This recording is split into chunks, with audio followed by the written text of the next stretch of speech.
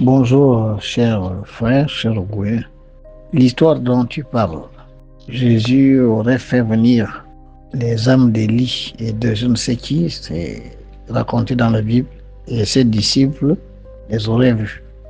Et tu me demandes, est-ce que ça ne valide pas la notion d'ancestralité? Bon, moi je voudrais d'abord savoir, quand Jésus fait cette expérience, il s'agit de quoi exactement? Est-ce une évocation? Est-ce alors un voyage ou alors une vision? Il s'agit de quoi? Parce qu'il y a un amalgame terrible qui se fait. Les gens parlent des choses, mais sans en faire les expériences. Qu'est-ce qu'une invocation?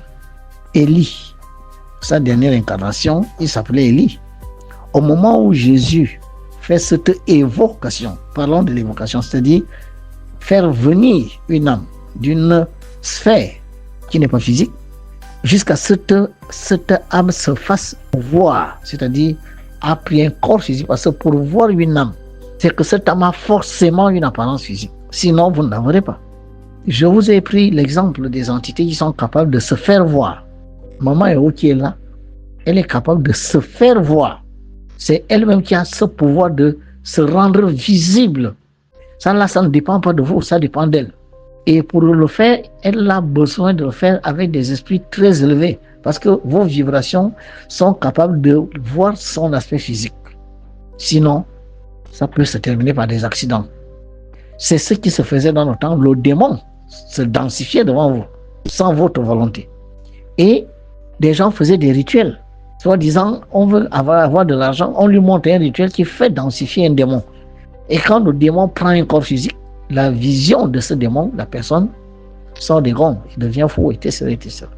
Donc, les entités de l'invisible ont cette faculté de se faire voir à vous. La preuve, les gens voient bien des fantômes dans les cimetières. C'est pas vous qui l'avez fait venir. Il s'est rendu visible à cause des émotions. Quand les émotions sont trop fortes dans un corps spirituel, si vous avez beaucoup d'émotions et que vous voulez forcément vous densifier, vous le voulez réellement avec beaucoup d'intensité, vous allez vous faire voir, on va vous voir, mais ça ne durera pas. C'est ce que l'on appelle ailleurs les feux follets. Ce sont ces esprits parfois que vous voyez dans les cimetières. C'est ce qui se fait dans les maisons hantées. Vous rentrez dans une chambre, votre parent qui est mort, vous le trouvez là, il est là. C'est pas vous qui l'avez fait venir. Mais pourquoi il est visible? Mais parce qu'il a désiré intensément d'être là. Et il s'est rendu visible en raison de la dose émotionnelle. C'est une question d'énergie. Voilà comment quelqu'un de l'astral peut se faire voir à vous. Parce qu'entre vous et lui, il y a des liens énergétiques qui sont beaucoup plus karmiques que familiaux. Je répète, karmiques. Nous sommes des frères karmiques. Nous ne sommes pas forcément des frères de famille. Parce que quand j'entends le mot ancêtre, je crois qu'eux, ils pensent beaucoup plus à la famille. Donc mes ancêtres, c'est seulement ce que je cite là. Je suis désolé. Les ancêtres veut dire les gens qui étaient là où nous sommes il y a longtemps. Nous sommes à cet endroit et ils sont déjà devant, ils sont capables de nous aider. C'est ça que ça veut dire ancêtre. Alors, est-ce que Jésus a fait une évocation de l'âme d'Élie? Auquel cas, si cette âme était encore dans l'astral, je vous dis, une âme met 140 ans, parfois, avant de se réincarner. Bon, entre le moment où Jésus a existé et le moment où Élie a existé, bon, il y a combien d'années? J'en sais rien. Il faut d'abord aller vérifier tout ça. Il a 30 ans, Jésus, quand il fait ce genre d'expérience. 30 ou 31 ou 32 ans. Bon, ça dépend. Élie est parti quand? Si Élie est parti et que ça datait de moins de 140 ans après son départ, mais naturellement, il pouvait être dans la salle.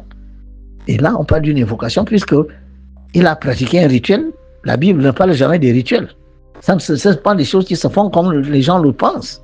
C'est des rituels. Quand Moïse a rencontré Dieu sur le mont Sinaï, c'est un rituel kabbalistique qu'il a fait, mais on ne parle pas de ça. Parce que la Bible tait tout ça. Il n'est pas venu comme ça, il a dit, bon, Moïse, machin, Élie apparaît, et puis non, il y a eu un rituel, mais le rituel n'est pas décrit dans la Bible, on ne parle pas de ça. Jésus est un maître spirituel de très haut niveau. Donc, s'il y a une âme qui se densifie, il a certainement fait une évocation.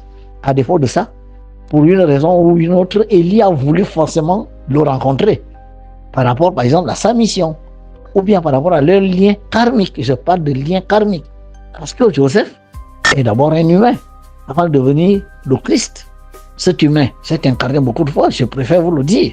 Je préfère vous dire que l'âme qui était dans le corps de Joseph, je parle devant les initiés du monde entier, ils m'entendent, cette âme s'est incarnée beaucoup de fois sur notre terre, avant de revenir s'incarner pour canaliser Christ. Celui que vous appelez Jésus, son âme s'est incarnée beaucoup de fois avant cette mission. Parce que pour atteindre le niveau qu'il avait là, c'est qu'il a déjà fait beaucoup de fois la terre et a vaincu aussi des réincarnations, a suivi le chemin de l'évolution de tout temps et est arrivé là où il est arrivé. Parce qu'il y a des choses que je ne peux pas dire ici. Mais Joseph venait de quelle sphère? Il faut demander ça aux gens. Cet être-là, cet humain qui était dans le ventre de Marie, là, il ne s'appelait pas Jésus, il s'appelait Joseph. Mais cette âme vient d'où? Pour venir prendre un corps physique, elle venait de quelle sphère? Dans les écoles de mystères sérieuses comme les miens, on vous dira d'où cette âme venait. Parce que pour canaliser la conscience divine qui vient de la triade, passe par Tiferet, le soleil, tout ça, il faut atteindre un niveau d'évolution très élevé au niveau de la terre. Parce que les énergies dont on parle là viennent des cieux. La terre n'est pas un ciel. Naturellement, si la conscience divine doit venir prendre un corps sur la terre, surtout au premier plan de la terre, c'est-à-dire la terre physique, mais il fallait l'implication de beaucoup de consciences. Ces consciences venaient de différentes sphères. Ça, c'est des choses qu'on ne peut pas vous dire dans la Bible. Donc, à partir de cet instant-là, il peut y avoir des liens karmiques entre celui qui a été élu dans sa dernière incarnation et celui qui était Joseph qui était là. Ces liens karmiques, pour les raisons qui nous échappent, pour peut-être les raisons de la mission qui était la sienne, ont nécessité que Élie veuille le voir, désire sincèrement le voir, mais naturellement, en raison de la dose émotionnelle, Élie va se faire visible. Et celui qui était avec lui, je ne sais pas si c'est Abraham, j'en sais rien. Ou alors, le Christ a fait un rituel d'évocation. Moi, le maître Basile, je fais des rituels d'évocation, d'entité spirituelle. Et si je vous ai dit, je vous dis aujourd'hui que je fais venir Daniel et il prend corps devant moi, c'est pendant 3 jours qu'on se prépare à un tel rituel. Car l'ange demande pureté, ça. Mais Daniel, qui gouverne Vénus, je l'ai vu dans un corps physique. Mais il a fallu beaucoup de pratiques, beaucoup de pureté, beaucoup de beaucoup de dispositions pour qu'une aussi haute entité puisse prendre un corps physique dans le plan physique. On appelle ça une évocation. Maman est ok là, je peux l'évoquer, c'est-à-dire prendre un corps physique. Ça, si les conditions sont toutes réunies, elle devient visible. Je répète, si les conditions le permettent. Parce que ça ne dépend pas seulement de moi, ça dépend aussi d'elle. De là où je veux que ça se fasse. Ça se passe. Les énergies qui sont là ne sont pas toutes pures. Ça n'a rien à voir avec l'ancestralité dont vous voulez me parler. Rien à voir. Dans la Bible, le Christ n'a jamais parlé de sa généalogie. Montrez-moi un seul passage dans la Bible où le Christ décline sa généalogie. Je parle sous le contrôle des grands maîtres de la Rose-Croix, des grands maîtres de la femme à son vie. Ils savent ce que je dis. Il n'y a nulle part où le Christ fait sa généalogie. Pour la simple et bonne raison qu'il n'y a pas de généalogie. Car ce temps vient d'ailleurs. La seule généalogie que vous allez lui attribuer, c'est celle de Joseph. Mais Joseph n'était pas son père biologique. Joseph était, on pourrait dire, son tuteur. Mais puisque la conception de cette âme n'était pas humaine, à quelle généalogie vous allez lier une conception cosmique? Voilà, ce sont des secrets. Vous n'allez pas, je ne peux pas tout vous dire ici, il faut venir à l'école. Rien à voir avec l'ancestralité. Je ne sais pas si la généalogie qu'ils établissent dans la Bible, qui leur a donné cette généalogie, c'était qui? Elle parle de qui? De quoi? Parce que si on vous dit comment cet esprit a été conçu, Joseph, mais vous comprendrez qu'il ne peut pas y avoir de généalogie. Voilà, Christ n'a pas de généalogie. Vous allez lier la généalogie de Christ à qui? Et le corps qui était le réceptacle de ce Christ venait de quelle sphère? Est-ce que cette sphère était encore soumise, cette âme était encore soumise à la loi des généalogies? C'est pour ça que je vous dis, justement, je suis désolé, tous ceux qui sont dans la sphère astrale de la Terre, le haut astral, le mental terrestre, le haut mental terrestre, étaient des humains. Puisque les humains ont été créés dans le plan physique. C'est dans le plan physique qu'il y a le règne humain. Le règne humain, au-delà de la sphère physique de la Terre, sauf les humains qui sont appelés à se réincarner. Ça veut dire qu'ils sont encore humains pour la simple et bonne raison que le cycle de réincarnation ne leur a pas encore été rompu. D'accord, eux ils sont vos ancêtres, peut-être c'est ce que vous appelez ancêtre, parce que c'est un parent qui est encore dans la salle. Vous pouvez lui demander de vous aider. Vous pouvez même faire une évocation magique pour que votre parent, votre défunt, n'est-ce pas, se présente devant vous. D'ailleurs, les médiums font la même chose. Le parent vient, il prend son corps, il vous parle. Mais ce n'est possible que si votre parent est encore dans la sphère de la terre, ce n'est pas possible, ce n'est plus là-bas. C'est ça que je vous dis.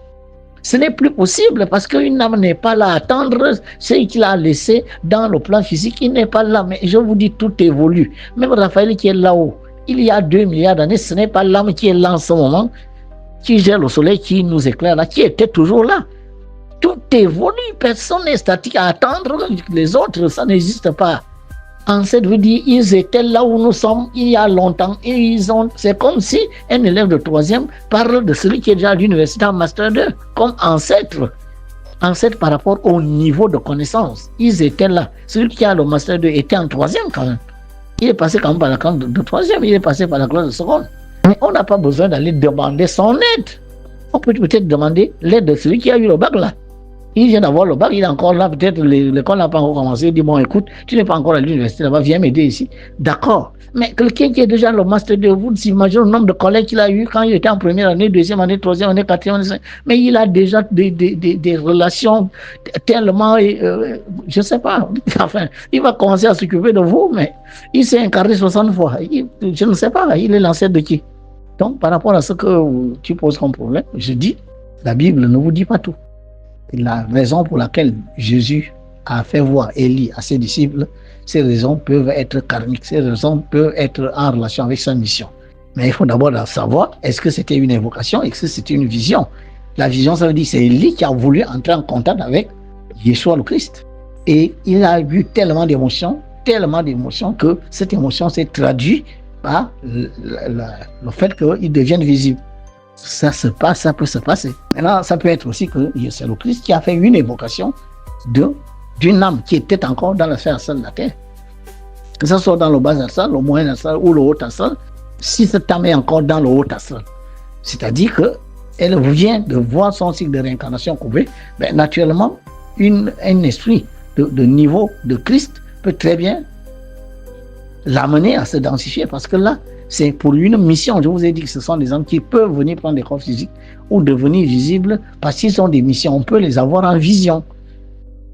Parce qu'ils ont des missions. Ils ne peuvent pas se rendre visibles ou bien descendre sur la terre sans qu'il y ait une mission. La raison pour laquelle Élie était là ou l'autre était là, si tant est que les disciples les ont vus, c'est qu'ils sont devenus visibles, ça veut donc dire que c'est le Christ qui a dû se faire une évocation parce qu'il les savait à un niveau où il peut encore, n'est-ce pas, leur demander de venir à cet endroit et à ce lieu précis parce qu'il avait quelque chose de particulier à dire avec eux.